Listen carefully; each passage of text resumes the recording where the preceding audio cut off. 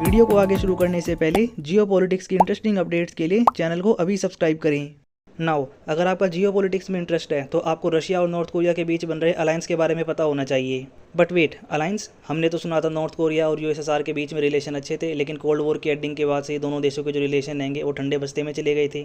Even Putin, जिसने Russia में लंबे समय से पावर होल्ड की हुई है, आखिरी बार नॉर्थ कोरिया को 24 साल पहले विजिट किया था। हालांकि टाइम टू टाइम दोनों ही देशों के लीडर मिलते रहते हैं। अभी लास्ट ईयर सितंबर में नॉर्थ कोरिया के लीडर किम ने विजिट किया था रशिया को, जहाँ पर दोनों ही देशों के लीडर्स ने आपस में मीटिंग भी करी थी। हालांकि उसमें ज़्यादा कुछ खास हुआ नहीं था, लेकिन इस बार की जो मीटिंग हुई है ना, ये बहुत खास है। इस विजिट में एक डिफेंस पैक्ट साइन किया गया है, जिसको लेकर दुनिया भर में आर्टिकल्स छप रहे हैं, जिसके बारे में आपको पता होना चाहिए। जियो पॉलिटिक्स में ये जो नया अलायंस बन रहा है, इसके क्या मायने हैं? रशिया चाइना की जो कोऑपरेशन है आयरन ग्लैड, उसके लिए इसके क्या मायने हैं? इंडिया रशिया की कोऑपरेशन के लिए इसके क्या मायने हैं? इंडिया यूएसए की कोऑपरेशन इंडो पैसिफिक में जो है, उसके लिए इस मीटिंग के क्या मायने हैं? ये सब मैं आपको अपनी इस वीडियो में बताऊंगा। तो बिना किसी देरी के इस वीडियो को शुरू करते हैं। So let's begin now. आंख बंद करके एक बार आप सोचो एक ऐसी कंट्री के बारे में जो इस समय वॉर में उलझी हुई है, अंदर से भी और बाहर से भी। अंदर से उस देश में कभी भी खबर आ जाती है कि आतंकवादियों ने हमला कर दिया, और बाहर से वही दूसरे देश के साथ लड़ाई में पहले से ही उलझी हुई है। इंटरनेशनली उस कंट्री के ऊपर बहुत सारे सैंक्शन लगे हुए हैं। इसके अलावा इंटरनेशनल क्रिमिनल कोर्ट ने उस कंट्री का जो सुप्रीम लीडर है उसके ऊपर भी सैंक्शन लगाए हुए हैं। इसके अलावा ट्रैवल बैन लगा रखा है। ऐसे में उस देश के पास ना ऑप्शन बहुत कम बचते हैं, और जब ऑप्शन कम होते हैं ना, तो वो जो ऑप्शन होते हैं उनको बहुत सोच समझ के यूटिलाइज करता है। मैं बात कर रहा हूँ रशिया की, मैं बात कर रहा हूँ रशियन प्रेसिडेंट व्लादिमीर पुतिन की।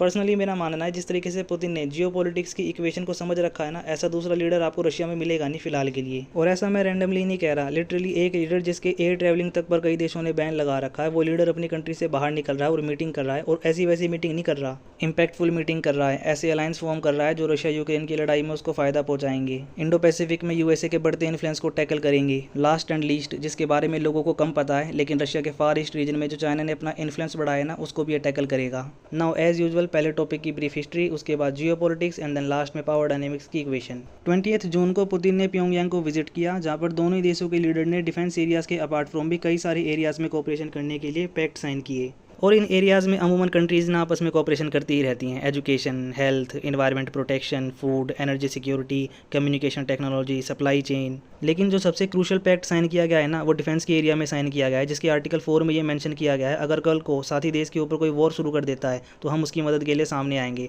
और ये मदद किस तरीके की होगी? ह्यूमैनिटेरियन एड की सप्लाई की जाएगी, एम्यूनेशन की सप्लाई की जाएगी, या अपनी आर्मी भेजी जाएगी। इसके बारे में भी खुलकर दोनों देशों ने कुछ कहा नहीं है, लेकिन ऐसा मान के चल रहे हैं कि ये जो कोऑपरेशन हैगी ना, इसको यूएसएसआर और नॉर्थ कोरिया के बीच में जो कोऑपरेशन कोल्ड वॉर के समय थी, उसी लेवल पर लेके जाएंगे। हालांकि उस समय दोनों ही देशों के जो सिक्योरिटी इंटरेस्ट थे ना, वो आज के मुकाबले ज़्यादा अलाइन किए हुए थे, पर आज जो सिचुएशन है ना, वो वापस उसी दिशा में जा रही है। पहले रशिया का पर्सपेक्टिव समझ लो। रशिया को इस समय यूक्रेन के खिलाफ लड़ाई में ना एम्यूनेशन की सप्लाई चाहिए, जो यूरोप से और यूएसए से सप्लाई यूक्रेन को आ रही है ना, ताकि उसको काउंटर कर सके। दूसरा जो रीज़न है ना, वो है यूएसए के इलेक्शंस। जिस तरीके से यूएसए में इलेक्शन नज़दीक आने लग रहे हैं ना, ट्रंप ये बात अच्छे से जानते हैं कि वो कल को पावर में आएंगे और उन्हें अपनी कमिटमेंट पूरी करनी पड़ेगी। और वो कमिटमेंट क्या आएगी? रशिया यूक्रेन की जो लड़ाई है विद इन फ्यू मंथ्स खत्म करवाने की। और ऐसे में पुतिन ये बात अच्छे से जानते हैं, जो लीडर होते हैं ना कंट्री के, वो अपनी कमिटमेंट पूरी करने के लिए कई बार जो अपना अपर हैंड होता है ना, वो भी छोड़ देते हैं। हमने देखा अफगानिस्तान में यूएसए ने क्या किया। ऐसे में पुतिन अच्छे से जानते हैं कि टेबल पर लीवरेज उसी के पास होगा जिसके पास एरिया ज़्यादा होगा, इसीलिए वो ज़्यादा से ज़्यादा एरिया फिलहाल के लिए कैप्चर करना चाहते हैं। और शॉर्ट टर्म के लिए मैं आपको बताऊं ना, तो ये रशिया के लिए भी बेहतर रहेगा। एक बार को भले ये जीता हुआ एरिया रशिया का पार्ट ना भी बने और इंडिपेंडेंट डिक्लेयर कर दिया जाए, लेकिन इसी जीते हुए एरिया के नेगोशिएशन के दम पे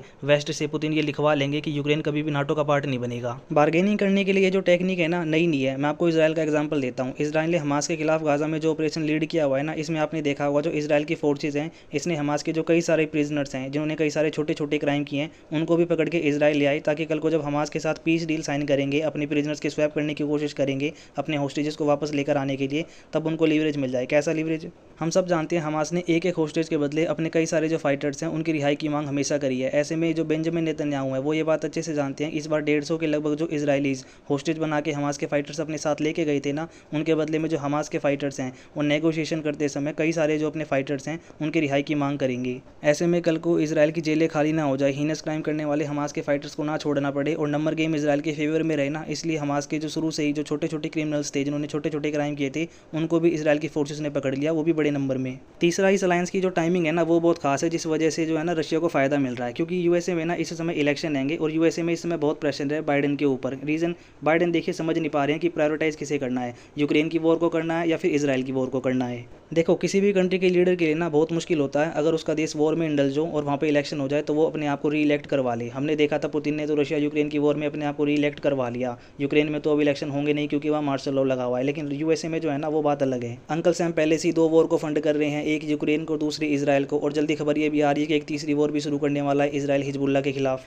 ऐसे में अंकल सैम को ये याद हो कि ना हो कि वियतनाम वॉर के समय इलेक्शन में क्या हुआ था, जब इराक की इन्वेजन करी थी तब क्या हुआ था, जब अफगानिस्तान की इन्वेजन करी थी तब क्या हुआ था, लेकिन पुतिन को ये बात अच्छे से पता है। ऐसे में पुतिन ने ये जो अलायंस फॉर्म किया है ना, ये बबल्स जो क्रिएट करे हैं, ये यूएसए के लिए पूरी की पूरी सुनामी है, चाहे वो इंडो पैसिफिक के रीजन में हो, चाहे वो यूरोप के रीजन में हो, या फिर मिडिल ईस्ट के रीजन में हो। नॉर्थ कोरिया का क्या पर्सपेक्टिव है? देखिए, नॉर्थ कोरिया में से ना प्रॉब्लम बहुत है, लेकिन जो सबसे ज़्यादा प्रॉब्लम है ना वो भुखमरी की है कि लंबे समय से जो ज़्यादा प्रोडक्शन है ना हुआ भी नहीं, और लॉकडाउन के बाद से जो ट्रेड होता था थोड़ा बहुत, वो भी जिस तरीके से चाइना के साथ अपनी बॉर्डर सील करी थी ठप हो गया, और नुकसान बहुत हुआ जब फसल ख़राब हो गई सारी।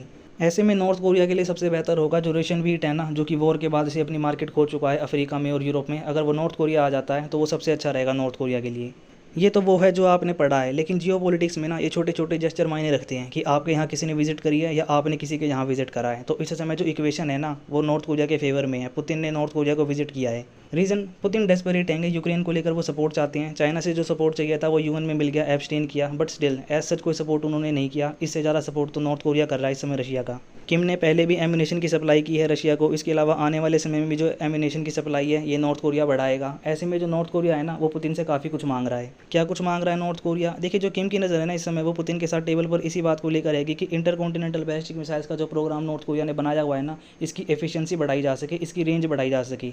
इसके अलावा जो न्यूक्लियर पावर्ड सबमरीन है ना, इनकी जो कैपेबिलिटी है इनको इन्हेंस कर सके, और इससे रिलेटेड जो टेक है ना वो रशिया नॉर्थ कोरिया को प्रोवाइड करे, ताकि कल को हमारी जो न्यूक्लियर पावर्ड सबमरीन है ना वो इतनी पावरफुल हो कि कल को अगर यूएसए के साथ वॉर होती है तो पैसिफिक में हमारी एक फ्लीट हो जो हवाई को पार कर यूएसए को टारगेट कर सके। बट वेट, ये जो काम है नॉर्थ कोरिया के लिए ये तो चाइना भी कर सकता है। देखिए, ऐसा हमेशा से नहीं है। अगर आपने कोल्ड वॉर की हिस्ट्री पढ़ी है तो आपको पता होगा जो नॉर्थ कोरिया के फाउंडिंग लीडर थे ना, उनकी लंबे समय तक चाइना ने एस्पोनाज करवाई थी। इसके अलावा जो न्यूक्लियर प्रोग्राम है उसको सपोर्ट भी नहीं किया था। इवन कोरियन वॉर में भी माओ ने अपनी आर्मी नॉर्थ कोरिया तब भेजी थी जब जो वेस्टर्न आर्मी है वो बिल्कुल चाइना की बॉर्डर के पास आ गई थी, और इससे उल्टा हर एस्पेक्ट में नॉर्थ कोरिया का यूएसएसआर ने उस समय सपोर्ट किया था। इवन अभी साल 2017 में जब किम ने अपने कजन ब्रदर को मलेशिया में असैसिनेट करवाया था ना, इसके बाद यूएसए ने नॉर्थ कोरिया के ऊपर बहुत प्रेशर बनाया था। प्रेशर रिलीज करने के लिए नॉर्थ कोरिया ने सी ऑफ जापान में कई सारी बैलिस्टिक मिसाइल फायर करी थी, और चाइना ने वेस्ट के प्रेशर में आकर या अपनी तरफ से म्यूचुअल अंडरस्टैंडिंग के लिए जो भी कही है, नॉर्थ कोरिया के ऊपर जब प्रेशर बनाया ना कि आप अपना ये मिशन रोक दो, तो जब नॉर्थ कोरिया ने मना कर दिया तो नॉर्थ कोरिया के ऊपर दबाव बनाने के लिए चाइना ने जो कोल का इंपोर्ट है ना नॉर्थ कोरिया से, वही सस्पेंड कर दिया। लेकिन ऐसा नहीं है कि दोनों देशों के बीच में रिश्ते बिल्कुल ख़राब हैंगे। दोनों ही देशों ने डिफेंस की कोऑपरेशन के लिए साल 1961 में एक पैक्ट साइन किया था, साल 2021 में इसको रिन्यू भी किया था। फिर ऐसे आर्टिकल क्यों पब्लिश हो रहे हैं कि पुतिन नॉर्थ कोरिया को विजिट ना करें, इसलिए रशिया के ऊपर चाइना ने दबाव बनाया बैकडोर से। एक्चुअली जो इसके पीछे मेन रीज़न है ना वो चाइना का फियर रहेगा। नॉर्थ कोरिया के ऊपर लंबे समय से सैंक्शन लगे हुए हैं, जिस वजह से वो दुनिया भर से कटा हुआ है, और दुनिया भर से जो उसकी मध्यस्थता है ना वो चाइना ने ही करवाई है। इस लिहाज से जो चाइना है ना वो बिग ब्रदर का रोल प्ले कर रहा है ओवर द ईयर्स। लेकिन अब हो क्या रहा है, जो नॉर्थ कोरिया है ना उससे ज़्यादा अलाइन नहीं कर पा रहा चाइना, बिल्कुल वैसे जैसे रशिया के साथ नहीं कर पा रहा यूक्रेन की वॉर को लेकर। जैसे यूरोप के लोगों ने देखा है ना कि चाइना ने यूक्रेन के लिए रशिया को क्रिटिसाइज़ नहीं किया, वैसे ही वो देख रहे हैं कि ये कोरिया को सपोर्ट कर रहे हैं नॉर्थ कोरिया को। ऐसे में कल को जो सैंक्शन चाइना के ऊपर लगेंगे, अगर उनकी कंपनीज़ के ऊपर 10% सैंक्शन भी लग जाते हैं जो रशिया के ऊपर लगे हैं, जो नॉर्थ कोरिया पे लगे हैं, तो जो चाइनीज़ इकोनॉमी है ना वो बहुत सफ़र करेगी, और चाइना ये बात अच्छे से जानता है। इसलिए ना चाहते हुए भी वो अपना एक दोस्त खो रहा है अपने एक दोस्त के हाथों। इंडिया पर इसका क्या इंपैक्ट पड़ेगा? देखिए, नॉर्थ कोरिया से ना तो हमारी दुश्मनी हैगी ना ही हमारी दोस्ती हैगी, लेकिन नॉर्थ कोरिया जो पॉलिसीज़ अपनाएगा उस वजह से जापान पर और साउथ कोरिया पर जो इंपैक्ट पड़ेगा वो हमारे रिलेशन को हैम्पर कर सकता है। ये जो नया अलायंस फॉर्म हुआ है ना, ये सबसे ज़्यादा जो इंपैक्ट डालेगा वो क्वाड के ऊपर डालेगा। हमने देखा है जो बाइडेन हैंगे वो क्वाड को लेकर सीरियस नहीं है, अब शायद सीरियस हो जाएं, और इतना सीरियस हो जाएं कि एक बार को क्वाड प्लस की जो बात चल रही थी उसको आगे बढ़ा दें, और साउथ कोरिया को इसके अलावा जापान को इसका पार्ट बना दें। और ये इंडिया के लिए भी ना जो काफ़ी है ना एक ड्रामेटिक सिचुएशन हो जाएगी। रीज़न, क्वाड में पहले से ही एक वीक मेंबर हैगा ऑस्ट्रेलिया, जिसकी नेवी अभी तक तैयार नहीं हुई है, वो भी साल 2030 के बाद तैयार होगी जब ऑक्स डील पूरी तरीके से इंप्लीमेंट हो जाती है। ऐसे में आप नए देशों को शामिल कर रहे हो जिनकी नेवी डेवलप नहीं है। जापान ने तो यही कहकर नेवी डेवलप नहीं करी कि चाइना के साथ हमारी कल को लड़ाई हो जाती है तो हमें एयरक्राफ्ट की ज़रूरत नहीं है, क्योंकि दूरी बहुत कम है दोनों देशों के बीच में। और ठीक ऐसा ही ब्रिक्स प्लस में होगा। बात चल रही है रशिया लॉबी करेगा आने वाले समिट में, ताकि जो नॉर्थ कोरिया है उसको ब्रिक्स प्लस का पार्ट बनाया जा सके। और ये भी चैलेंजिंग होगा। रीज़न, जो नई करेंसी ब्रिक्स बनाएगा अपनी, उसमें जो नॉर्थ कोरिया की करेंसी है उसका क्या वेटेज होगा, उसको किस तरीके से पैक किया जाएगा, ये अपने आप में काफ़ी प्रॉब्लमेटिक हैगा। इसके अलावा अगर आप इस ग्रुप को ध्यान से देखोगे ना तो इसमें 2 बड़े देश हैंगे, नॉर्थ कोरिया और रशिया, जिनके ऊपर सैंक्शन लगे हुए हैं। इसके अलावा जो चाइना आएगा वो आने वाले समय में ट्रंप के साथ फिर से ट्रेड वॉर में जा सकता है। तो ऐसे में जो नई करेंसी बनाई जाएगी ये कितनी सक्सेसफुल होगी, ये अपने आप में काफ़ी सोचने वाली बात है। खैर, रशिया और नॉर्थ कोरिया का ये अलायंस कितनी दूर तक जाएगा ये तो समय ही बताएगा। रशिया ने अलायंस तो सेंट्रल एशियन कंट्रीज़ के साथ भी किया हुआ है सिक्योरिटी को लेकर, लेकिन अजरबैजान की और अर्मेनिया की कॉन्फ्लिक्ट में रशिया ज़्यादा कुछ कर नहीं पाया। हालांकि ये जो अलायंस बनाया है इसमें सिक्योरिटी के इंटरेस्ट भी अलग हैं और इसकी टाइमिंग भी काफ़ी क्रूशियल है। ये कितनी दूर तक जाएगा ये तो समय ही बताएगा। फिलहाल के लिए ये है इस वीडियो का एंड। अगर आपको वीडियो अच्छी लगी है तो वीडियो को लाइक कीजिए, अपने फ्रेंड्स के साथ शेयर कीजिए, मेरे चैनल को सब्सक्राइब कीजिए। See you in next one, till then have fun.